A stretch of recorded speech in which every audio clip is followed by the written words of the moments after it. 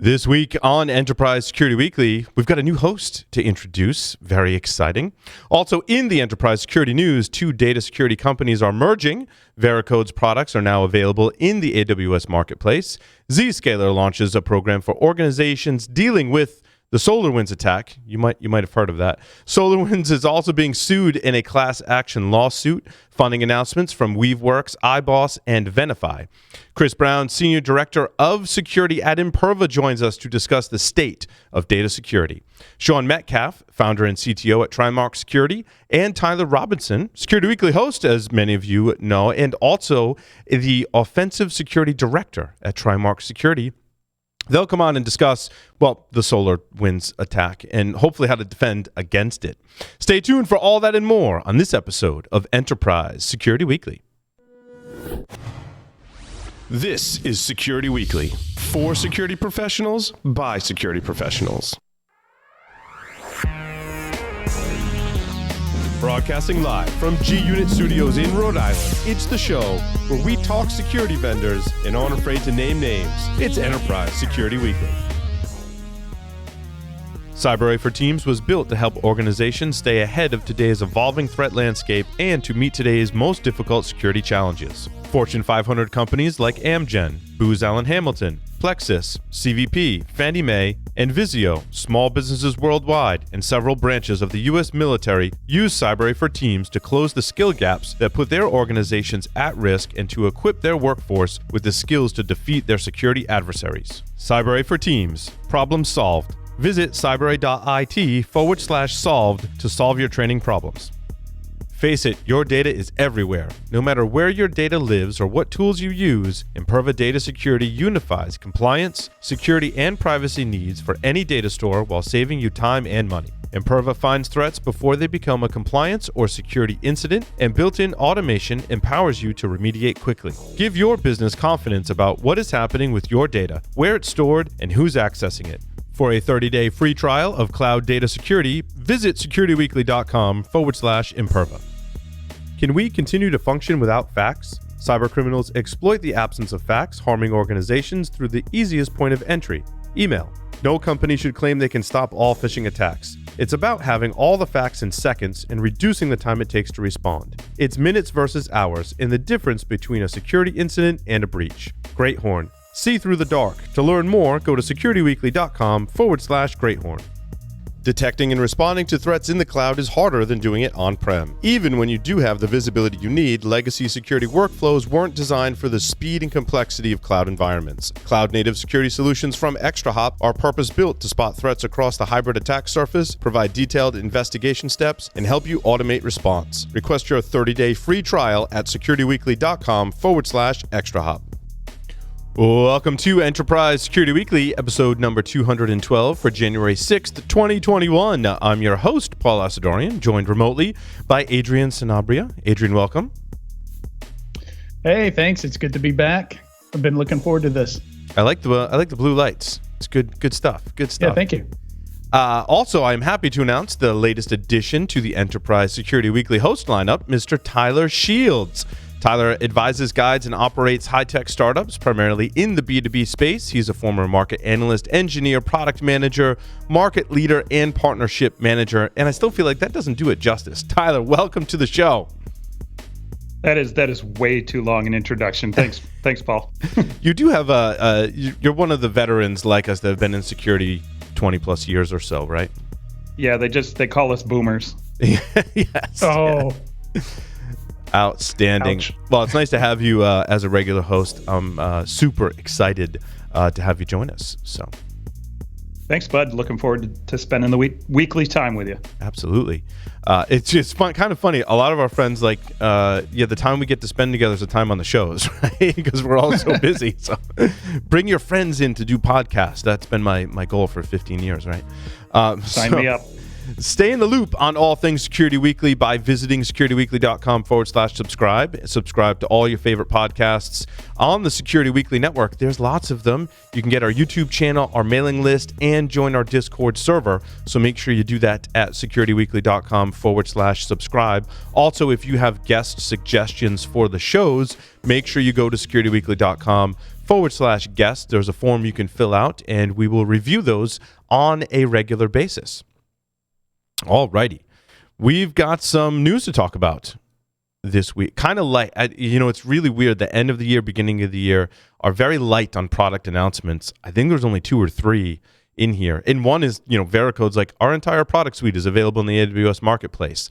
I don't know how much we could dig into that necessarily. Yeah. The marketplace is what it is, right?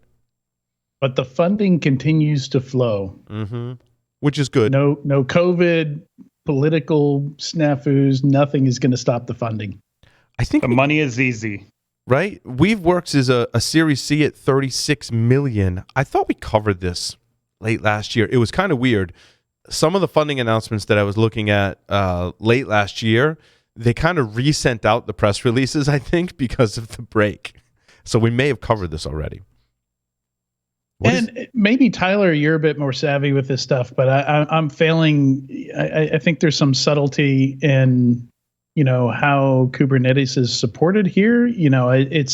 I see a lot of these stories about these companies that are, almost replaced by AWS, but they say it's complementary, and you're kind of like, okay, yeah, we'll see in a couple of years. Yeah, I'm just amazed at the valuation that companies are getting nowadays, right? And I think the key thing in that particular piece, honestly, was the GitOps mention. I don't know if you guys caught that, but it's a term I've been using a lot over the last year, really focusing on embedding how things work right into Git, because that's the context that developers live in. So I think anything that's doing Git, Kubernetes Cloud is just getting significant funding right now, over-funded.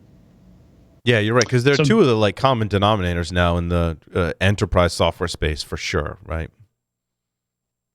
Yeah, the closer you can get to the developer, the more value you can get. And that's really just another term for CI/CD, is it not? Yeah, but it's CI/CD in the cloud, if you ask me, right? It's taking the CI/CD concept and injecting it into the operational context of the developer instead of the operations team, letting the developer really get a hold of it. That's why I like GitOps. I think it's a cool idea.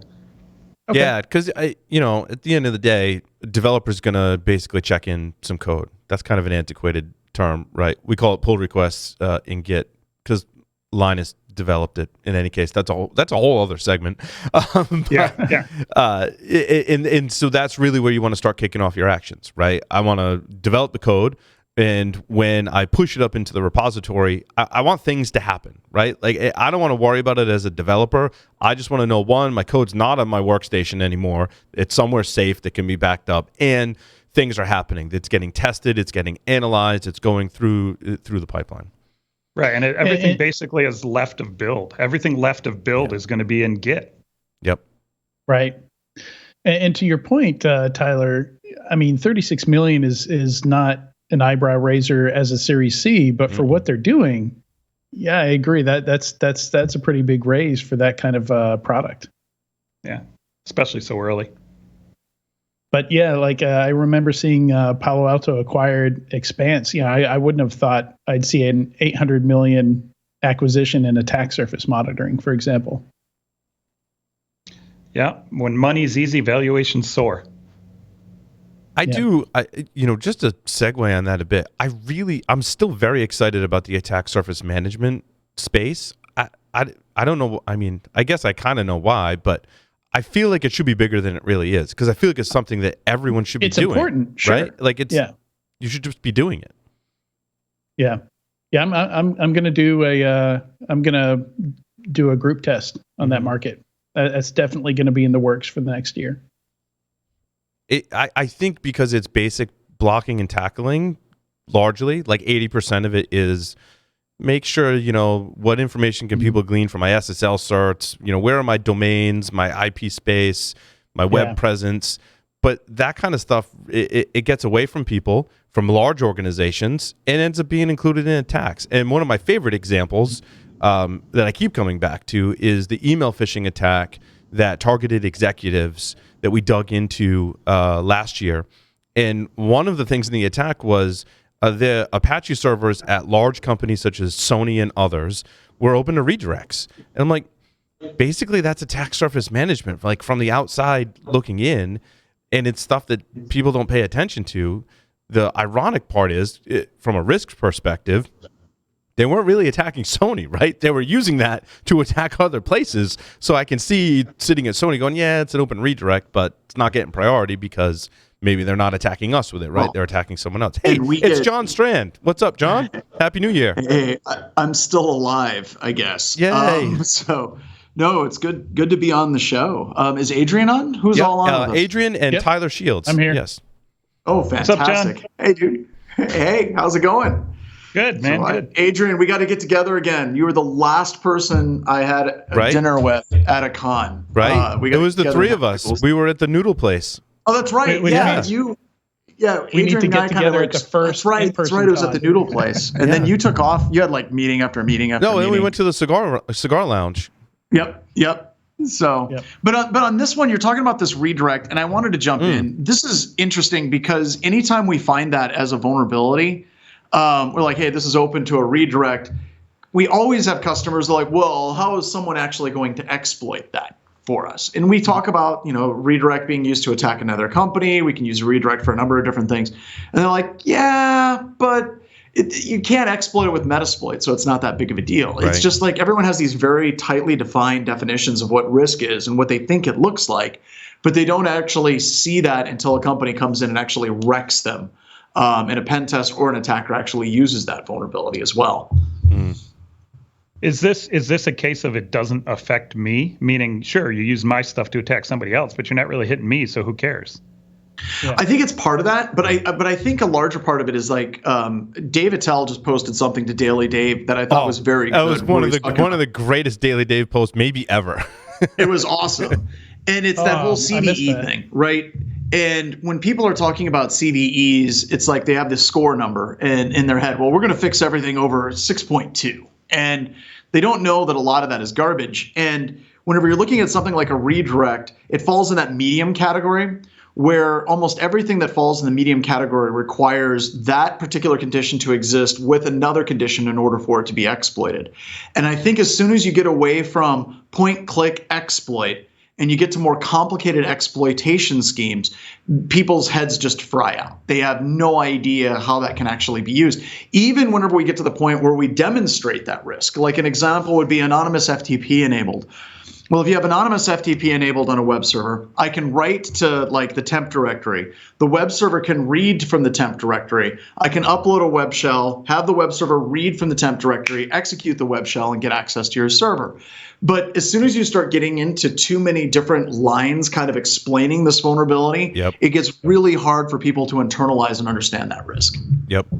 And it's so specific to every application and every organization. That Daily Dave, we haven't chatted in a while, but maybe we need to bring Dave on the show again because he has a quote. The last decade of security metrics? Yeah, like I don't have the email in front of me because of two-factor, but he said in the article, if you took a neural network and you ran all the artwork in the world through it and scored it on a scale of 1 to 10, you would have results that are useless, pretty much like CVSS.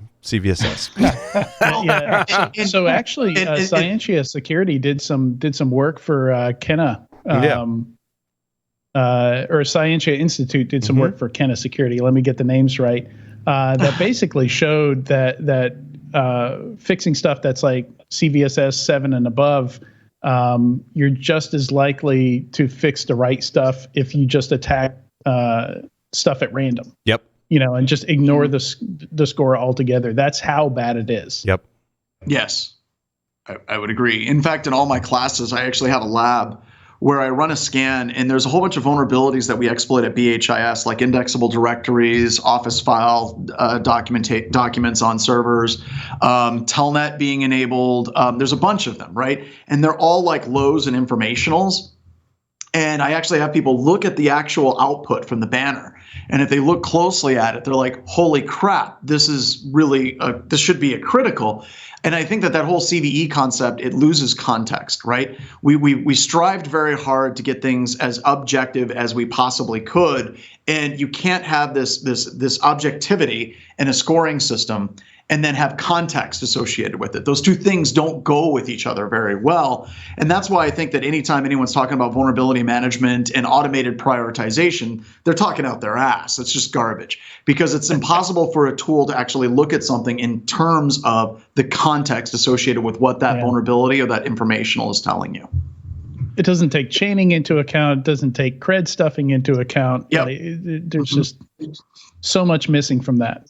Well, and you're talking about like the SolarWinds thing. We have a news story in here where SolarWinds is getting hacked, and they should be getting, or not, sorry, they're getting sued. Yeah, class action lawsuit. Should be.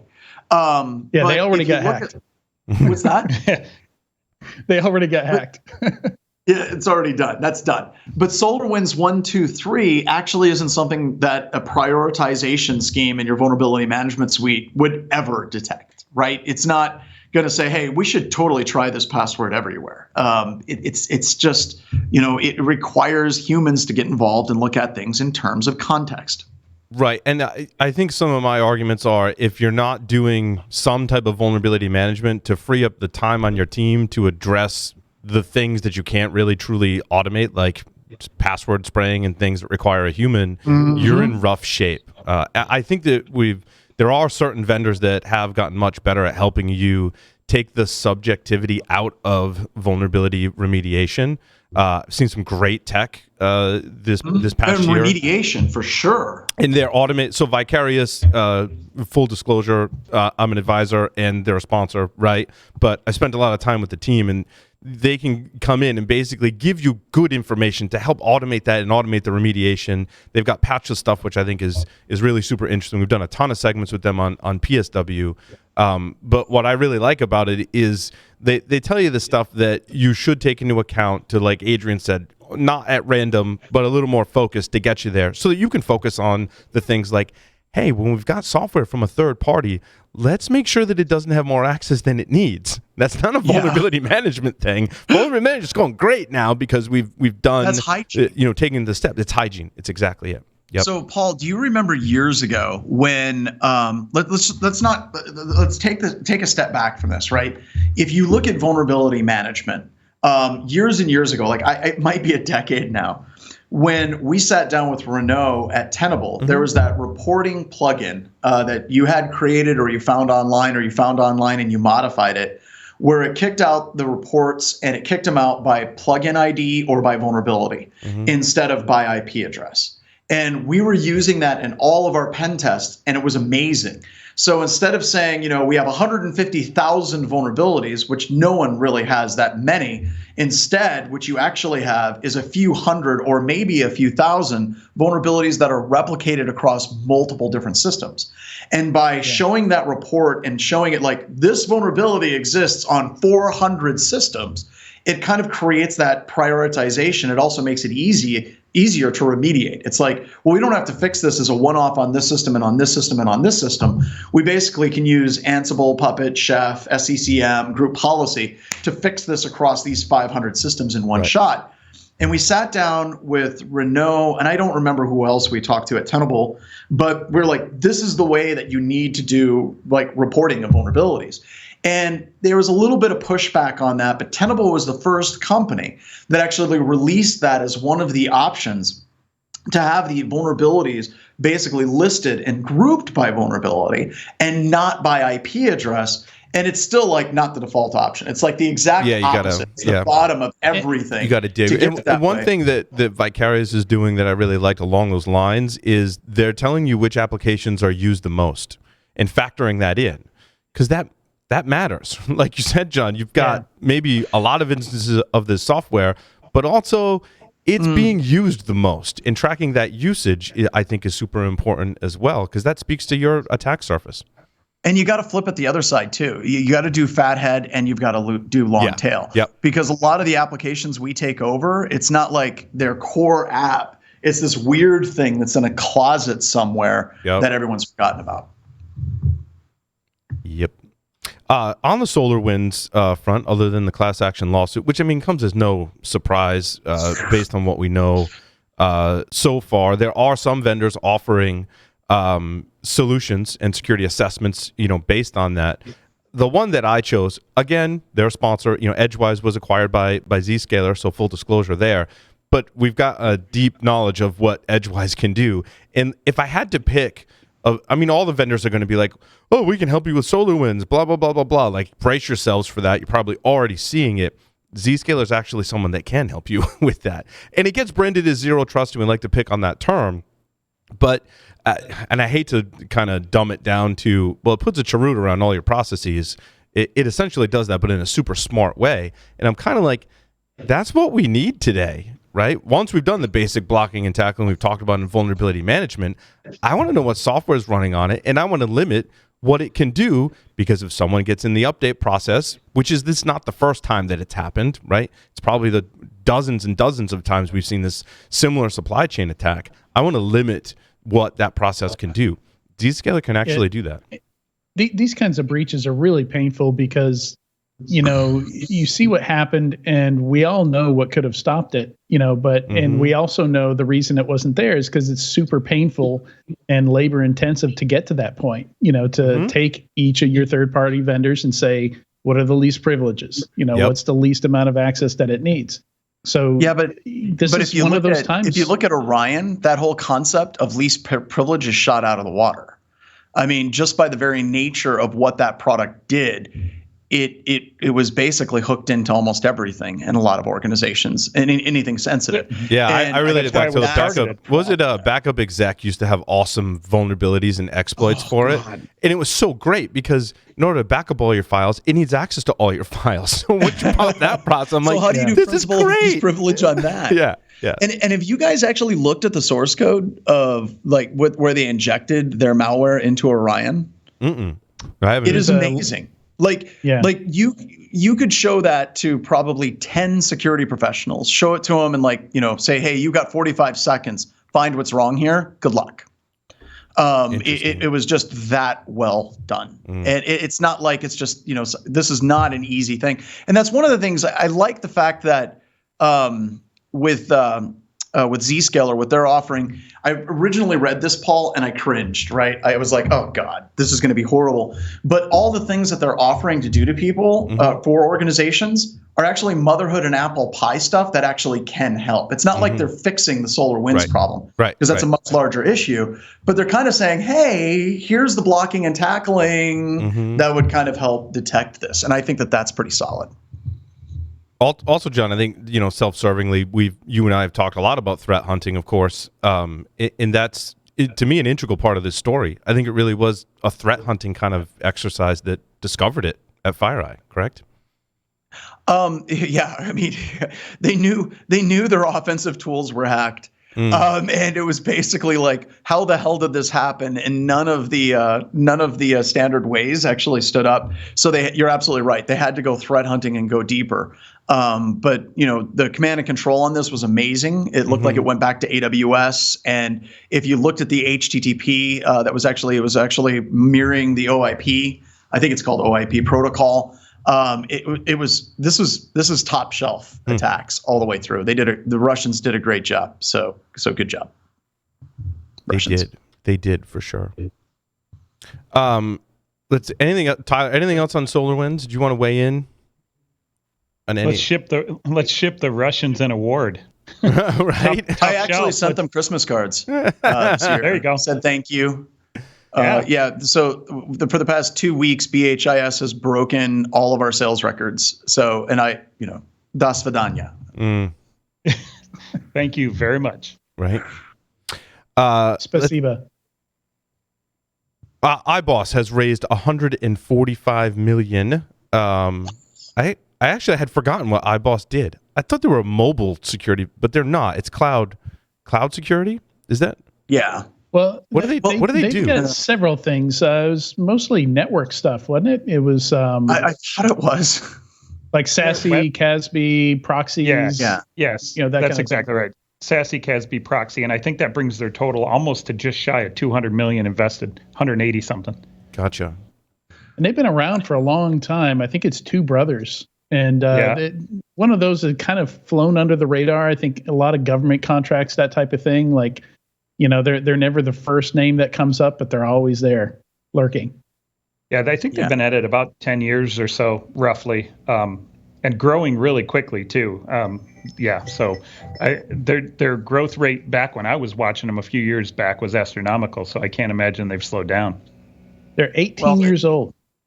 There it is. And the whole focus on like where they're at right now, they're in the perfect place. I mean, there's another article you guys already talked about it with Zero Trust. Yeah. You know, every time we mention that, I know there's people like, oh, it's a buzzword. No, it's not, because that's the way absolutely everything is going. So they're just absolutely in the right place. And I think that they didn't jump on this train like late. I think that they were one of the early adopters, kind of seeing the whole SASE model and where things were going.